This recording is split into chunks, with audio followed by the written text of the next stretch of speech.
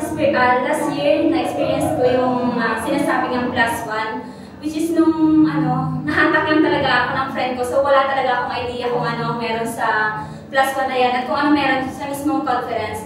So yung, yun nga, nung nag-start pa lang yung program, parang hindi ko siya na-appreciate talaga. Kaya lang nung may mga nag-share na, tapos ayun, nakikisabay na rin ako sa the way nila mag-praise, tapos ayun, sa huli na-enjoy ko na din. Tapos ngayon nga na-certified na ako as SFC, super, di ako nagsisi na na-plus 1 ako ng friend ko kasi thankful ako sa kanya kasi ngayon ramdam ko yung kung paano yung spiritual growth ni Lord na ginawa sa akin as SFC certified member na. Tapos yung maraming nagbago, the way na mag-pray, the way na mag-praise, and everything na kung paano ko ma-show yung or pagsiserve kay Lord.